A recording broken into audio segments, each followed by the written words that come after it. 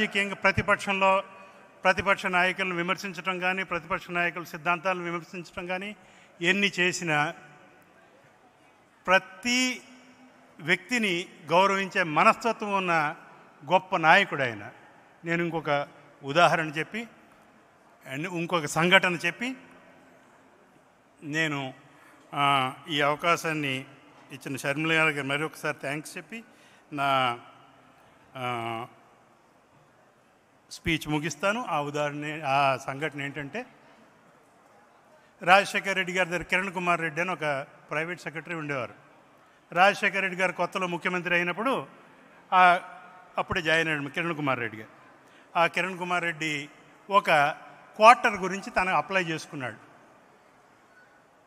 Apply చేస్తే CM గారు సంతకం పెట్టి నా ప్రైవేట్ సెక్రటరీకి క్వార్టర్ ఇవ్వాలని ఆర్డర్ ఇచ్చేశారు. ఇచ్చిన తర్వాత ఒక 4-5 రోజులకి కిరణ్ కుమార్ రెడ్డి వచ్చి రాజశేఖర రెడ్డి గారి దగ్గర, సార్ మీరు నాకు ఇమ్మని ఆర్డర్ ఇచ్చారు. అప్పుడు చీఫ్ సెక్రటరీ గారు మోహన్ కందా గారు, ఆయన ప్రీవియస్ గవర్నమెంట్లోనే అపాయింట్ అయి ఉన్నారు. ఆయన కంటిన్యూ అయ్యారు ఈ రాజశేఖర రెడ్డి గారి గవర్నమెంట్ వచ్చిన తర్వాత కూడా. ఇప్పటికీ చంద్రబాబు నాయుడు గారి గవర్నమెంట్ నడుస్తుంది. మీరు నాకు ఏదైతే క్వార్టర్ ఇమ్మని చెప్పారో అదే క్వార్టరు చంద్రబాబు నాయుడు గారి పిఎస్కి అలాట్ చేశారు సిఎస్ గారు అని చెప్పారు. ఇలా రాజశేఖర రెడ్డి గారు ఎప్పుడు చాలా తక్కువ రియాక్ట్ అవుతారు. ఇలా చూసి ఓకే అని చీఫ్ సెక్రటరీ గారిని పిలవండి అన్నారు. నువ్వు వెళ్ళు చీఫ్ సెక్రటరీ గారిని పిలిచారు. మోహన్ కందా గారు వచ్చారు. వస్తే నేను మా పిఎస్కి ఒక క్వార్టర్ ఇమ్మని పంపించాను కదండి, ఇచ్చేసారా మీరు అని అడిగారు. లేదు సార్, ఇవాళ సాయంత్రం ఇచ్చేస్తాను ఆర్డరు, అది ఇంతకుముందు ఎవరికో ఇచ్చేసాం, అది క్యాన్సిల్ చేసి ఇచ్చేస్తున్నాం. ఎవరికి ఇచ్చారండి అని. చంద్రబాబు నాయుడు గారు పిఎస్కి ఇవ్వటం జరిగిందండి, ప్రతిపక్ష నాయకుడు గారు పిఎస్కి ఇవ్వటం జరిగింది అన్న.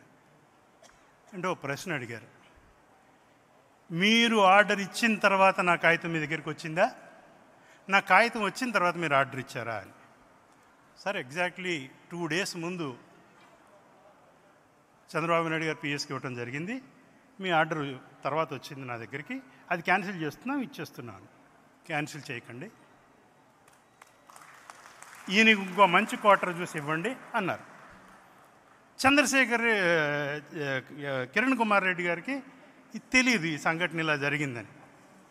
మళ్ళీ వచ్చి, సార్ మీరు పిలిచినా కానీ చీఫ్ సెక్రటరీ ఇంకా ఇవ్వట్లేదు నాకు ఒక క్వార్టరు, అది చంద్రబాబు నాయుడు గారు పిఎస్కే కంటిన్యూ చేస్తున్నారు, నన్ను ఇంకొక క్వార్టర్ చూసుకోమన్నారని కొంచెం ఆవేదనతో ముఖ్యమంత్రి గారి ముందు చెప్పడం జరిగింది. చెప్తే ఆయన ఏమన్నారో తెలుసా, ఆయన ఎక్స్ చీఫ్ మినిస్టర్ పిఎస్కి చీఫ్ సెక్రటరీ క్వార్టర్ ఇచ్చారు, నువ్వు ఎప్పుడు అవ్వా ఎక్స్ చీఫ్ మినిస్టర్ పిఎస్, నేను ఇక్కడే ఉంటాను అనుకుంటున్నావా 20 సంవత్సరాలు 30 సంవత్సరాలు, నువ్వు ఎక్స్ సీఎం పిఎస్ అవుతావు, తర్వాత ఇది అంతా జరుగుతూనే ఉంటుంది. మనం ఎక్స్ సీఎం పిఎస్ని మనం గౌరవించకపోతే నువ్వు ఎక్స్ సీఎం పిఎస్ అయినప్పుడు నిన్ను ఎవరు గౌరవించరు అని చెప్పడం జరిగింది. అది ఆయన వ్యక్తిత్వం. అది నేను వల్లీశ్వర్ గారికి కూడా అప్పుడు చెప్పడం జరిగింది. ఆయన అప్పుడు ప్రెస్ సెక్రటరీ కింద ఉండేవారు.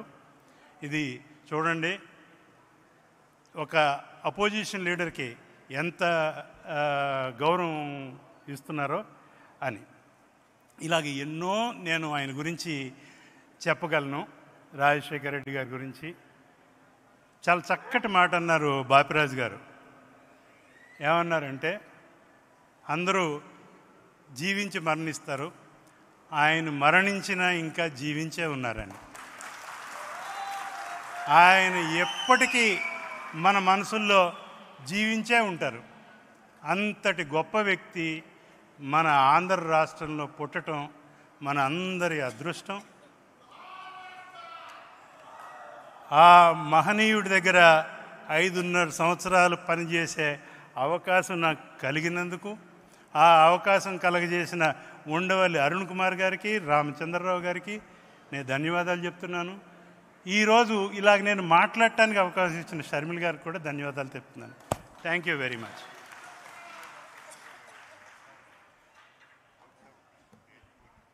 పెద్దలు సిపిఎం రాష్ట్ర కార్యదర్శి కామ్రేడ్ శ్రీనివాస్ గారిని మాట్లాడవలసిందిగా కోరుతున్నాం.